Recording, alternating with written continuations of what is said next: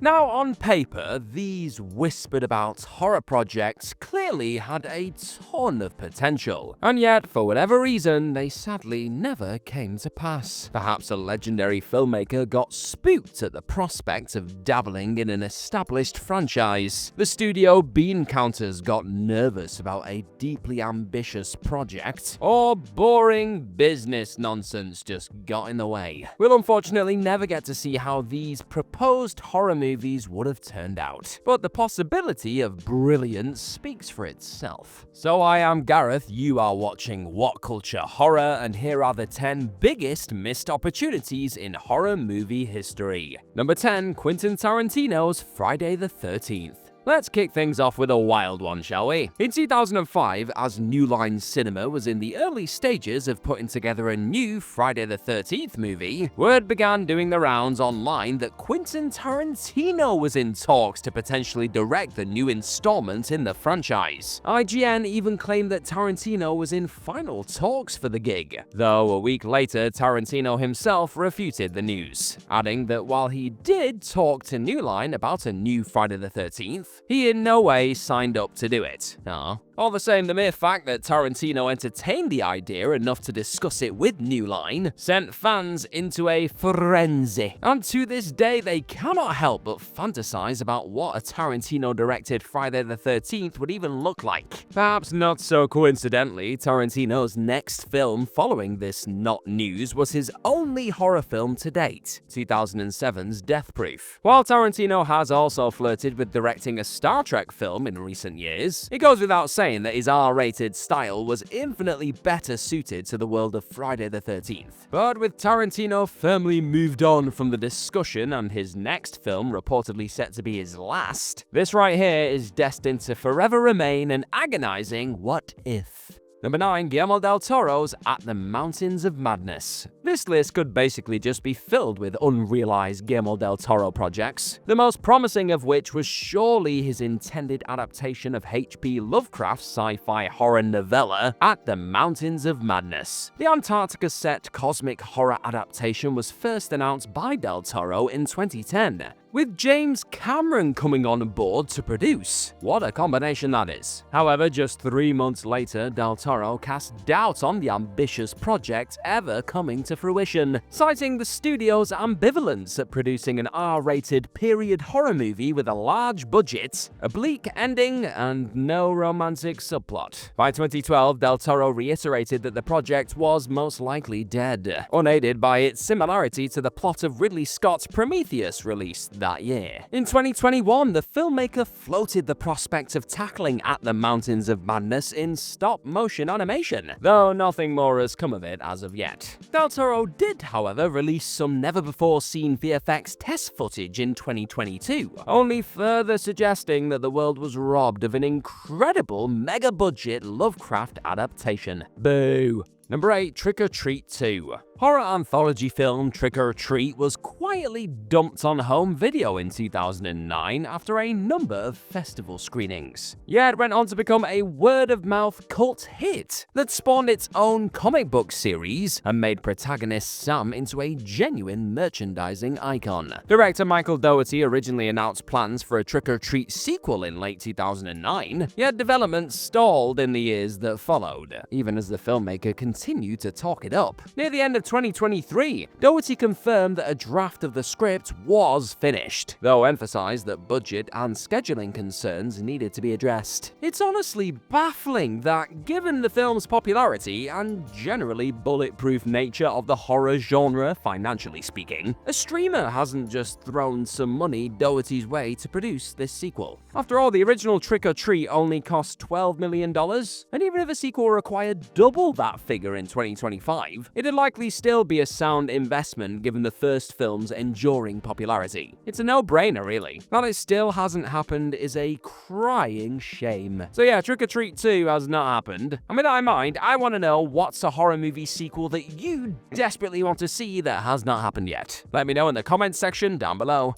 Number 7. Halloween as an anthology franchise. Believe it or not, Halloween director John Carpenter had no plans to turn the hit slasher classic into a franchise with an ongoing narrative. And so, after the release of Halloween 2, which he wrote and produced but did not direct, he and co-creator Deborah Hill made an earnest attempt to pivot the series into anthology territory. The pair envisioned the Halloween movies as standalone stories all taking place on All Hallows Eve. And so, Halloween 3, Season of the Witch, infamously didn't feature Michael Myers at all. However, this move ultimately proved unpopular with audiences, and so the original plan to make Halloween 4 a ghost story was swiftly abandoned, with Michael Myers instead being brought back into the fold for the rest of the series to date. It's a damn shame too, because the anthology approach certainly sounds a lot more interesting and creatively inspired than the wildly uneven, mostly not good glut of sequels we've had since Halloween 4. Now sure, those commercially successful sequels cemented Michael Myers' status as a horror icon. But what did we lose in the process? Something that sounded pretty fascinating, that's what. Number 6. Freddy vs. Jason vs. Ash. Following the success of 2003's horror crossover Freddy vs. Jason, a 2007 comic book sequel was produced in which the Evil Dead's Ash Williams was added to the fray. Freddy vs. Jason vs. Ash. The comic proved a hit with horror fans, and so New Line Cinema sought to adapt Freddy vs. Jason vs. Ash into a live-action sequel to Freddy vs. Jason. You have to say versus one more time. However, the project ultimately stalled due to creative differences between New Line and Evil Dead star Bruce Campbell, who expressed frustration with the limitations imposed by the studio, namely that neither Freddy nor Jason could be killed by Ash. These constraints led to the project never moving forward, and while it nevertheless lives on in the form of 2 comic book series, fans lament that they never got to see Ash throwing down with Freddy and Jason in live-action form, with Campbell and Robert Englund now both retired as Ash and Freddy respectively, while the Friday the 13th franchise remains on ice. It is safe to say that this ship sadly sailed a good while ago. What a damn waste. If you, yes you, are finding this look at horror's biggest missed opportunities quite interesting, then hit that subscribe button and you'll get even more of these wonderful What Culture horror videos each and every day.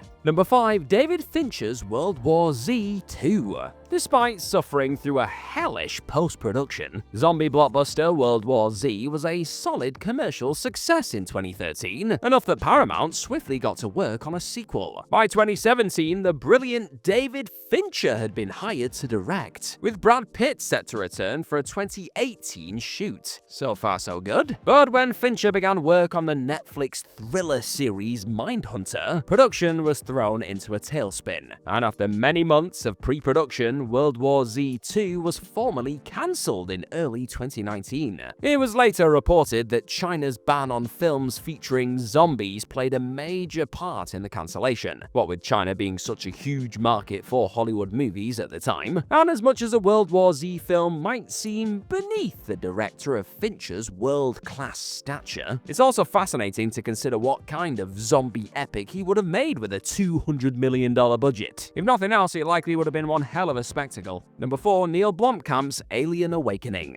In early 2015, District 9 director Neil Blomkamp revealed that he had been developing a direct sequel to Aliens called Alien Awakening, which would ignore the events of Alien 3 and Alien Resurrection, allowing Ellen Ripley, Corporal Hicks, and Newt to return from the dead. Exciting stuff. Blomkamp got as far as completing the script, which Weaver called so amazing, and original Alien director Ridley Scott even came aboard to produce. However, by late 2015, Awakening had been shelved, as Fox decided to instead proceed with Scott's Prometheus sequel Alien Covenant. And in 2017, Scott confirmed that Blomkamp's film had indeed been cancelled. Fans were irate, especially in the face of the polarizing reception to both Prometheus and Alien Covenant, that a direct sequel to the original 2 Alien movies was just shot down. Look, even with Blomkamp's wildly uneven filmmaking career post-District 9, his take on Alien would have still probably have been more interesting than the rather middling trio of Alien movies we've had over the last 15 years. Number 3. John Carpenter's Shadow Company.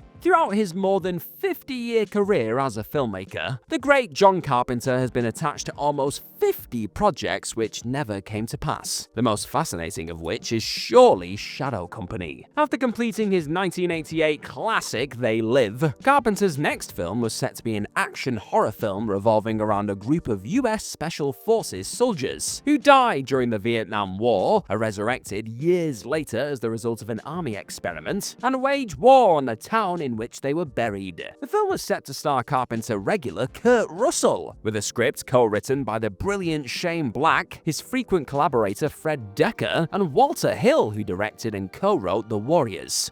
Just look at the names I've just said, that is amazing. Sadly, unspecified pre-production issues prevented Shadow Company from ever moving forward, though the script did eventually leak online, has only left fans even more crestfallen that it never made it to the big screen. This is what you coulda won. Carpenter, at the height of his powers, would have knocked this out of the damn park. Oh, I'm so sad. Number 2. George A. Romero's Resident Evil. Even with the Resident Evil video game franchise having spawned 7 live-action films to date, as well as a truly dreadful TV series, fans still mourn the fact that horror legend George A. Romero never got to produce his planned adaptation. Romero, the crowned king of the zombie film as we know it, was approached by Capcom in the late 1990s to write and direct a Resident Evil movie, a prospect which seemed like a perfect fusion between artist and material. Yet, Capcom and Sony both ended up passing on Romero's screenplay, which was loosely based on the original game. Ultimately, the first Resident Evil movie was written and directed by Paul W.S. Anderson, while bearing little resemblance to its inspiration. Over 20 years later, fans still lament what could have been had Capcom and Sony unleashed the most iconic horror filmmaker of all time on Resident Evil. A documentary recounting Romero's involvement with the franchise, aptly entitled George A. Romero's Resident Evil, was even recently released. Now, while there is obviously no guarantee whatsoever that Romero would have given fans the all-timer Resident Evil adaptation they're still waiting for all these years later, it is a damn shame they didn't get to find out for themselves. Number 1. Alfred Hitchcock's Kaleidoscope. Though Alfred Hitchcock released the thriller Frenzy in 1972, he was actually spawned from an unrealized idea the legendary filmmaker had years prior, of a horror-themed prequel to his 1943 noir classic Shadow of a Doubt. Kaleidoscope, or as it was once known, Frenzy, would have followed a handsome bodybuilder who is secretly a serial killer of women, and unfolded from a first-person perspective. Also, as a product of the late 1960s, the project would have been decidedly more graphic in its approach to sex and violence than Hitchcock's previous horror films. However, Universal ultimately refused to move forward with the project due to concerns over its transgressive content. And so, all that remains today is less than a minute of not safe for work test footage shot by Hitchcock. You've been warned. It sure would have been fascinating to see Hitchcock deliver such an extreme, untethered piece of work in the late phase of his career. But alas, it wasn't to be.